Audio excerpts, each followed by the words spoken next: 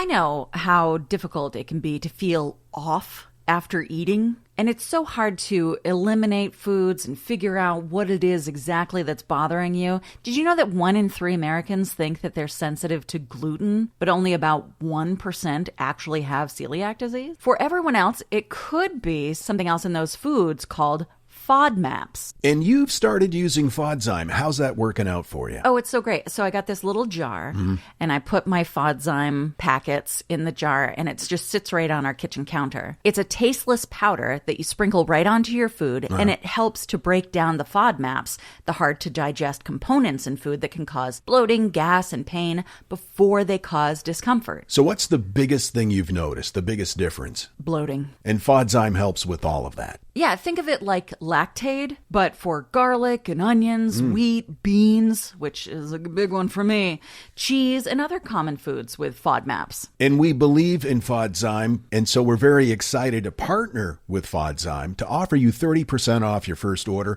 when you go to icaneatagain.com/oddities. That's icaneatagain.com/oddities for 30% off your first order. Finally, you can enjoy your favorite foods without the pain. Just go to icaneatagain.com/oddities. And we're live on match day as Doug reaches for a buffalo wing. He's got it! Oh, and he's gone for a can of Pepsi too! What a finish! There's no doubt about it. It just tastes better. Match days deserve Pepsi. The Box of Oddities. Hey, before we start, I just want to point out that I have a glass full of ice water. So you might hear the tinkling during the episode. And I make no apologies for it because she's wicked hot out there, bub.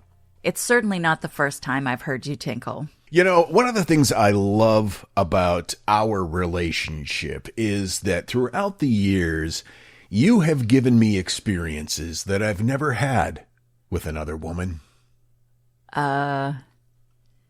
We talking about that? Well, the example I'm about to give happened this morning. So, I was having my coffee, just waking up, and Kat comes in with something folded up in a towel and says, "Hey, sit on my tofu." And I found that kind of exciting, actually. Did you see how quickly I leapt into action? You really did. Mm-hmm. You were like, well, obviously I'll have to sit on the floor because that way we're getting the right amount of pressure, right? Right, yeah. And I was like, someday I will have a tofu press like an adult human person. But I've just never invested in one. And so I need for you to sit on my tofu. Did you notice that I lingered for a while? Did you have to? Anyway, I hope you enjoy your butt tofu. It's not butt tofu. It's butt tofu. That's what you're having for lunch. Anyhow, hey, what is it, 4th of July weekend? Something like that. Yeah, okay. So happy Independence Day for those of you who are celebrating. I hope that you didn't blow your hands off with fireworks and stuff like that. Yeah, I just saw a really interesting post about x-rays that were taken on the 4th of July. It's unpleasant. When I was a kid, fireworks were illegal in our home state, so I had to smuggle them in from Florida when we'd come back from Disney. And the only thing I could get were those little Black Cat firecrackers, little tiny ones. And I was out at a friend's farm, and we were lighting them and flicking them like cigarette butts. And one of them exploded right in my hand before it was flicked, and I still have the scar on my thumb. I wish that the world would adapt to quieter fireworks. Braille fireworks. That's a funny thought. But probably a bit insensitive, and I don't mean to be that. Anyway, the world is a strange place. Because every so often, something happens that shouldn't make sense.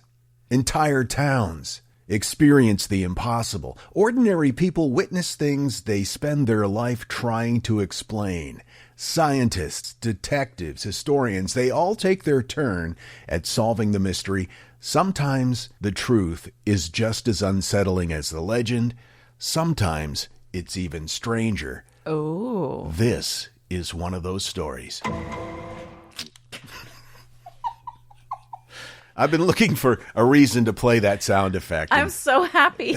I've had it banked for a while now, and today's the day. Anyway. Which one was it? The red button? Yeah, it was this one. Got it. Yeah. Okay. Noted. Yep, the upper left-hand red button. A little more than a decade ago, there was a town where people would be in the middle of a conversation, and they would just stop. And they didn't collapse. They weren't in any kind of pain. They didn't have a seizure. They just simply fell asleep right where they were, right in the middle of whatever they were doing. What? On a park bench, behind the wheel of a motorcycle, standing in a store. Children would just nod off in classrooms. I used to do that, in all fairness. That's true. Yeah. It was a town inhabited by people afflicted with narcolepsy? That's one of the things that they started to investigate initially, but it went much further than that. Farmers fell asleep on their farm machinery. Some people would sleep for maybe 6 hours, and some didn't wake up for almost a week. What? And nobody could explain why. It's real X-File stuff, which, by the way, I want to watch X-Files again. Yeah, why don't we have a button for that? I don't know, but we've got this. So this place is called Kalachi. It's a small town in northern Kazakhstan. It's quiet, it's isolated, it's the kind of place where everybody knows everybody else. Ah, very nice. It made what happened there even more unsettling because everybody knew everybody. And you could see it spreading. The first cases started around 2010. And at first, it may have seemed just like an isolated incident, maybe exhaustion, maybe illness. Exhaustion doesn't make sense at all. That's just not how it works. But when you're scrambling for explanations, that's probably comforting to think, oh, they're just tired. But then people began falling asleep without warning. Entire families would nod off at the same time. It affected elderly residents. It affected children. It affected healthy adults. Eventually, nearly a quarter of the village would experience what locals started calling the sleeping sickness. Now, when you hear that phrase, you probably think of the tsetse fly. The tsetse fly, or maybe encephalitis lethargica. Mm-hmm. This wasn't that. And doctors ran tests for infections, for viruses, poisoning, neurological disorders. Nothing fit. And people weren't just sleeping. Many woke up confused, unable to remember what had happened. Some experienced vivid hallucinations while drifting in and out of consciousness. One person described seeing horses walk around on 2 feet and talking. What? Others would see bright lights. Some would see what they described as impossible creatures. Others would wake up convinced someone had been standing over them the whole time they were sleeping. My goodness, was it ergot?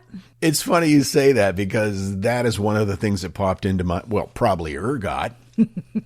Children suffered memory problems that sometimes lasted long after they finally woke up. So doctors from across Kazakhstan arrived. Researchers from Russia showed up. International scientists, and everybody had a theory.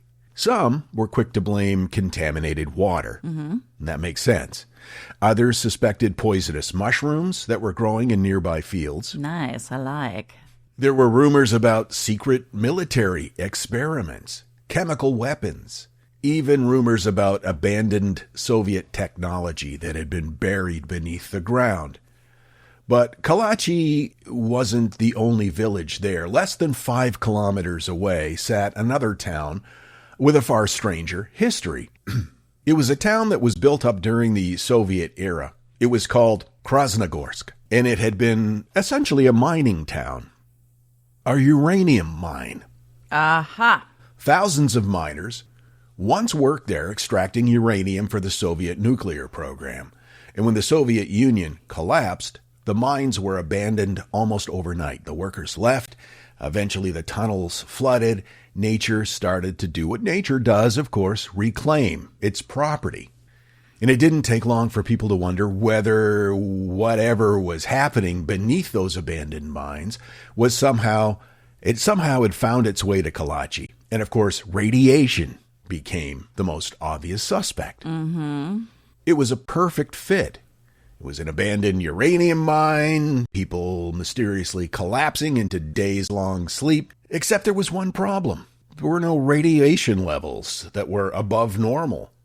Every time they tested radiation levels, it was completely normal. But that doesn't mean it couldn't be like a heavy metal poisoning or something. But at this point, they were focused on the radiation, and scientists did repeated tests, measured again and again and again, nothing unusual. Okay. And this deepened the mystery. And while this is all going on, the attacks continued. Some residents experienced multiple episodes. One man reportedly fell asleep 4 separate times over the course of several years, and people became afraid to drive because of it. They were afraid to cook. You don't want to leave the stove on while you're asleep. They were afraid to leave their children alone. Nobody knew when it might happen or what caused it. I can't imagine what that must have been like, living like that. You wake up in the morning, you wonder, is today the day I'm going to fall asleep? I'm going to take a nap while I'm riding my scooter? And then after years of investigation, researchers finally found something that they had not noticed before. And it did involve the uranium mines, but not the radiation. Gas. Oh. Specifically carbon monoxide and hydrocarbons drifting upward through the abandoned mine shafts.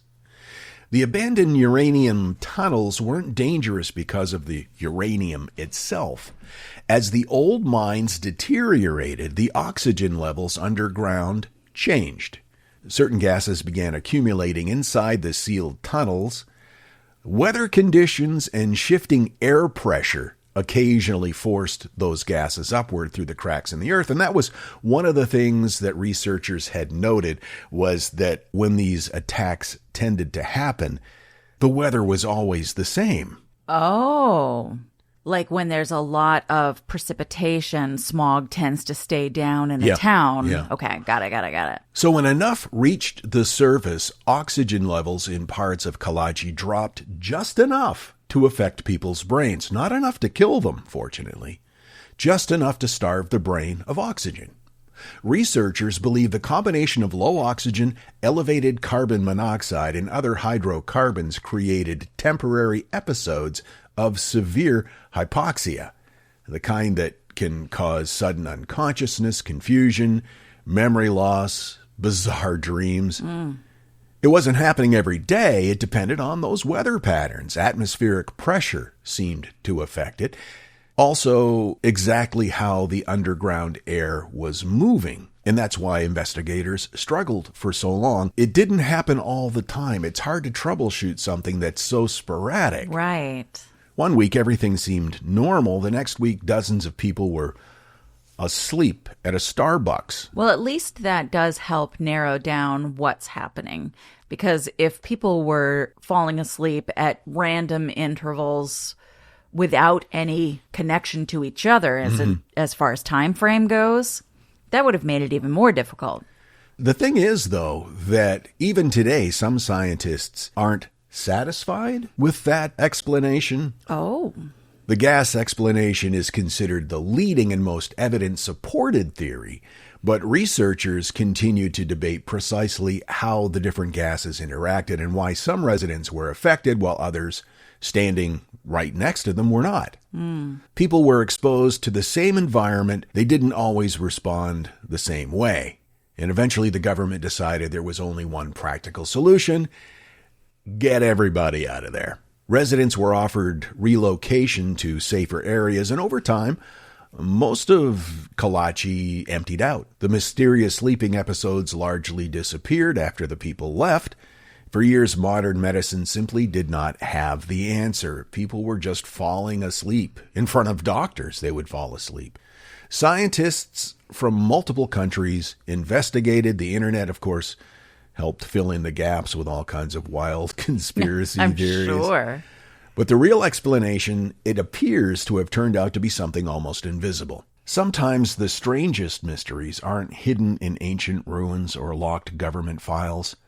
Sometimes they're floating all around us. Yeah, I wasn't going to end there, but it seemed like a good dramatic part.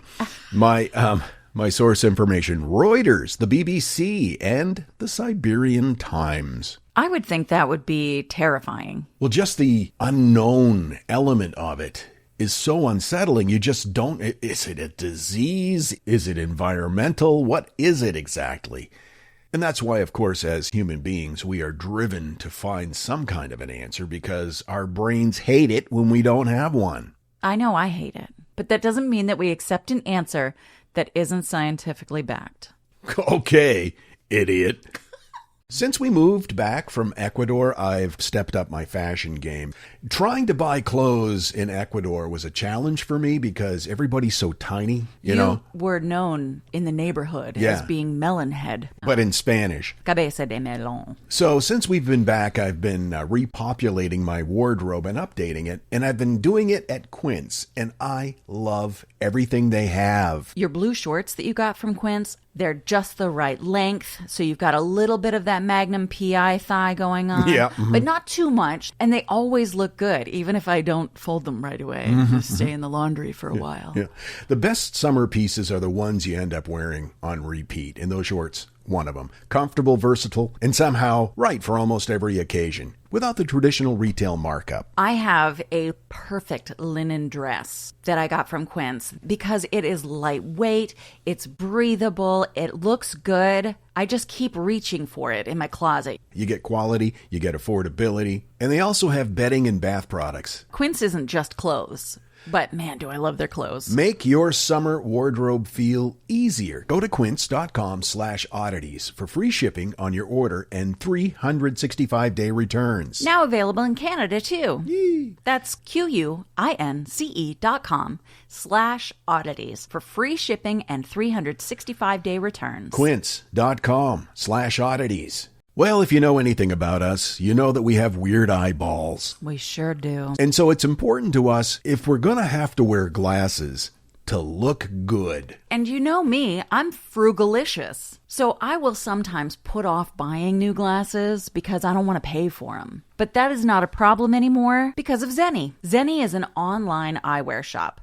Prescription glasses, sunglasses, blue light lenses, starting at under $30. And we have just ordered our Zenni glasses. It was super easy. You go to zenni.com, pick a frame, upload your prescription, and they ship right to your door. And they start at under $30. No appointment, no store, no upsell at the counter. You don't have to watch someone wait for you trying on glasses. Over 150,000 five-star reviews. And if you've never bought glasses online before, Zenni has a virtual try-on so you can see exactly what your frame is going to look like on your face. Or in my case, my big fat face. What I have found is that I can't wear the round frames. That makes my face look fatter. I wear the rectangular frames that are a little more oblong. You look beautiful in anything that you put on your face. But Zenni sure does help. If your glasses are overdue for a refresh, now's the time. Go to zenni.com/podcast and use code podcast15 for 15% off your first order. The styles do sell out, so don't sit on it. That's zenni.com/podcast. Promo code podcast15.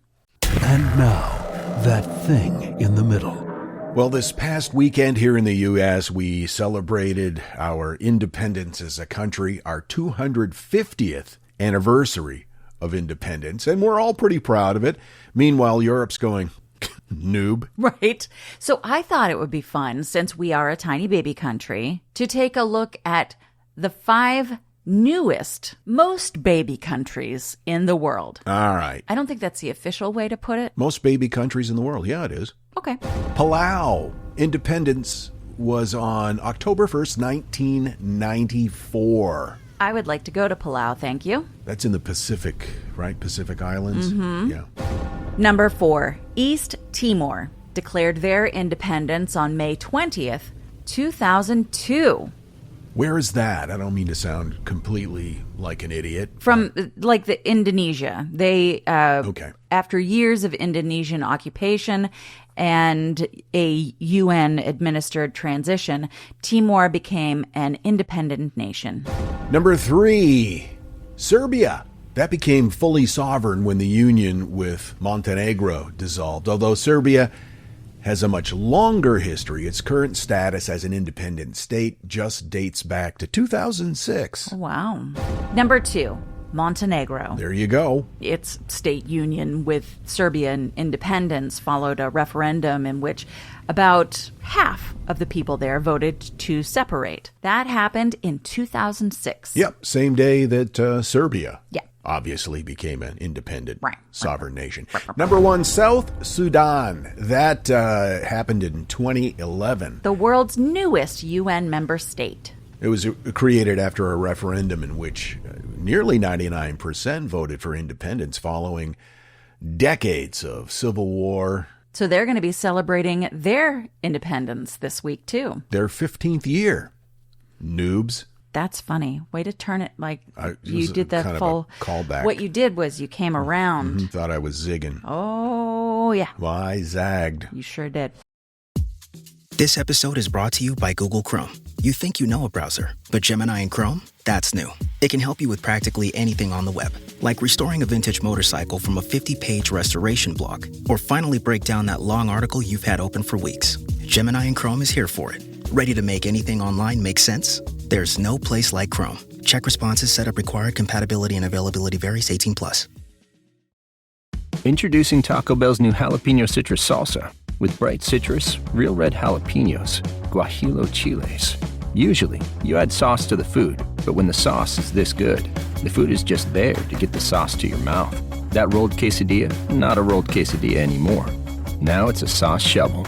Taco Bell's jalapeno citrus salsa. Get it with any item on the Cantina Chicken menu while it's here.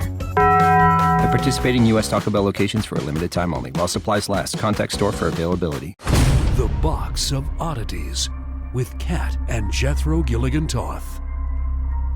It was February 21st, 1951, and Oakland, California was experiencing a wet and kind of cold winter day. A cold front was passing through the Bay Area, and 6-year-old Luis Armando Albino was playing with his brother in a park in West Oakland. A woman approached him. She spoke Spanish, which Luis understood, and she reportedly offered him candy. Oh, boy. So he went with her. No. His then 10-year-old brother, Roger, realized almost immediately that something was wrong and ran to get help. Roger told investigators that a woman wearing a bandana around her head had taken his little brother, but police weren't convinced. They knew that, obviously, Luis was missing, but they kept questioning Roger, apparently suspecting that the frightened 10-year-old might be confused or hiding something. So they started dredging lakes. They thought that maybe Luis had fallen into a body of water and Roger was lying about it. Oh, my God. That's where you go? That's your first plan of action? Yeah. Oh, my God. They didn't find anything in nearby water, though, and the search grew. Police searched throughout Oakland, and the Coast Guard looked in the San Francisco Bay. But despite this effort, they found no trace of him. Luis had simply disappeared. Now, it's estimated that about 2,300 children go missing every day in the U.S. Wow, every day? Every day. Most of these are resolved almost immediately. A family member took the kid went to someone else's house, bop, bop, bop. But in this case, it looked as though Luis had been abducted by a stranger. And like the nearly 60% of children reported to have been abducted by a stranger, though it is a dangerous situation, he was found safe. Oh. Though this story does not go the way you might think. In the days following Luis's abduction, there were no leads. Police, as I said, doubted Roger's claims. Luis's mother, Antonia, didn't stop looking for him. She checked in with police almost daily, though always with the help of a friend or family member since she spoke little English. Days turned into weeks, weeks to months, and even as years turned into decades, she continued to keep in touch with police. The family never forgot. Holy crap. But eventually there just weren't any new leads. And for most missing child cases from that era, this is where the story ends. But this one keeps going. In 2020, like so many of us, a woman named Alida Alkeen took a consumer DNA test because she was interested in her family's genealogy. We did that. It was so much fun. It was kind of cool to confirm some family history and then also prove some of the history was just a bunch of hooey. Yeah, that was mostly what my adventure was the hooey part. The hooey part. Oh, guess what? You're 0% Native American. And then they kept updating it and changing it, which kind of bummed me out because initially they said that you were descended. You have to go to that. Yeah, you were descended from cannibals. Yeah, but I'm not. No, she's not. Although, wouldn't that be ironic? Stop. A vegetarian descended from cannibals. Are you done? No, I'll bring this up again many, many times. So when the results of Alida's test came back, one match stood out. There was a man living on the East Coast who appeared to be a very close biological relative, but no one in the family recognized his name. Alida couldn't shake the feeling that it might somehow be connected to the uncle who had vanished as a child, so she started digging. She gathered records and contacted investigators and eventually convinced the Oakland Police Department to take another look at this case.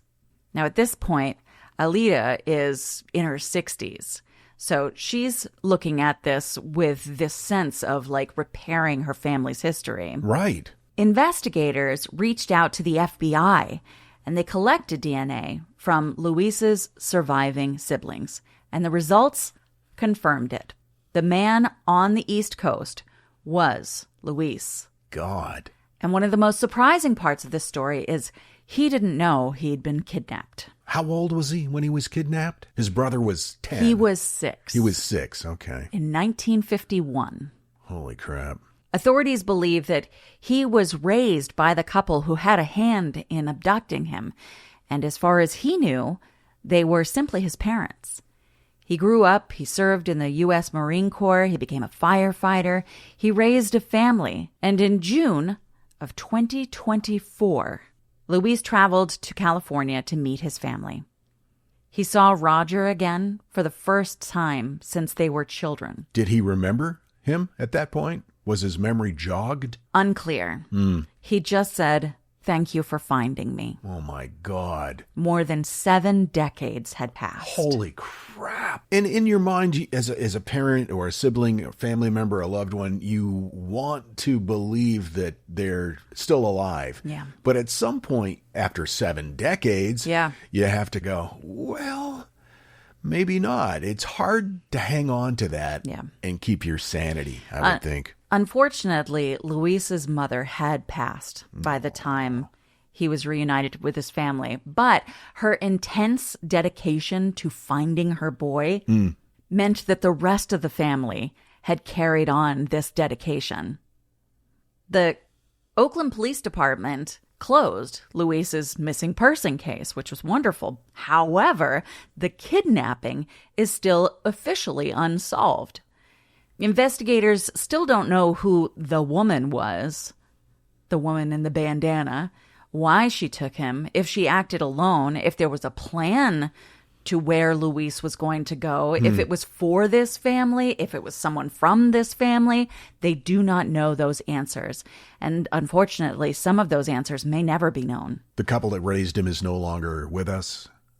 They're not saying. No, are they are they alive? No. Okay. Because then, they definitely wouldn't say. Because they're dead. Right. Where was I? Okay, there we go. What's remarkable about this case is it wasn't solved because someone confessed or new evidence about the kidnapping appeared. It was solved because this woman got curious about her DNA test. Wow. And because Luis's mother had been so intensely focused on making sure her son came home, this 63-year-old niece of Luis saw that unknown man and said, I'm going to look into this. Can you imagine being told in your 70s, by the way, like your entire life history is based on a lie? Yeah. I love stories like this because DNA testing gets talked about as a way to find your ancestry, or whether you're 3% Scandinavian or maybe just a little bit from cannibals. Descendant of a cannibal. Right. But once in a while, it completely rewrites someone's life, and in some cases solves mysteries. Yeah, exactly. Decades and decades old. It's so great that he got to reunite with his brother. That's the thing that really gets me. And seeing them sitting together, I'll post the picture. All right. The family resemblance is uncanny. And it just gives you that feeling of like the puzzle piece has found its place. Yeah. Oh, it gives me the big time feels is all. Oh, I pushed more than one button at the same time. Just one button. There you go.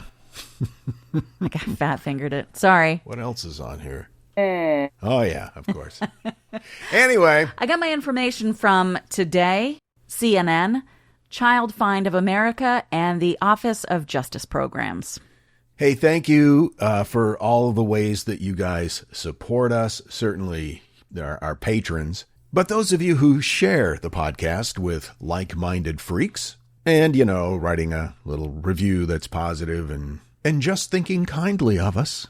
We appreciate you so much, whether you're from the States or from elsewhere. And I know we've talked a little bit about the 250th anniversary, and I think it's a special occasion to really reflect on this amazing, beautiful country that we live in. And it really is a special place. We've got the national parks and the deserts and the lush evergreens and what's the word I'm looking for? Lawnmower? Yep.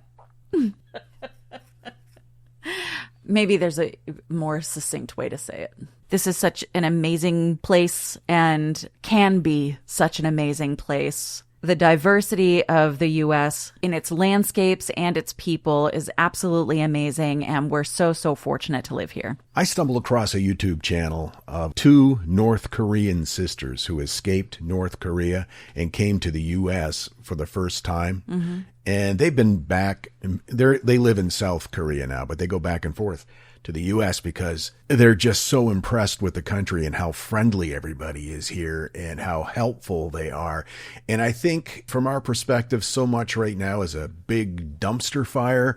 It's really made me feel better. Yeah. Everything is just so divisive that it's really nice to see a couple of people saying, wow, aren't you guys nice and sweet and welcoming? And their videos are very simple, but it's so comforting. I watched them go to a DQ in Flagstaff, Arizona. For the first time, they had never had DQ or that kind of ice cream, and they were shocked at how delicious soft serve ice cream was. Because in North Korea, what they called ice cream was... bricks? Close. They would freeze water with saccharin. Oh, wow. And they had no refrigeration units there. So you had to wait until the winter time, and they would put cups of this out in their shed. And that's what they thought ice cream was. Yeah. So, yeah. There's a lot to be grateful for. There's a lot to be grateful for. And not the least of which, we're grateful for you. TheBoxOfOddities.com. We'll see you next time. Until then, keep flying that freak flag. And fly it proudly, you beautiful freak. And so, let it be known that the Box of Oddities belongs to you, and its fate is in your hands. The Box of Oddities commits to the telling of stories of the strange, the bizarre, the unexpected. We wish to offer our deeply felt gratitude and appreciation for your patronage. TheBoxOfOddities.com. Copyright 2026. All rights reserved. Hey there, it's Wayfair here, where delivery and setup are as easy as a few taps on your phone. You're relaxing in an old hammock, scrolling Wayfair's app, when you spot it, a brand new patio set. Next thing you know, Wayfair delivers it right to your patio and sets it up. Oh, you need a new grill too?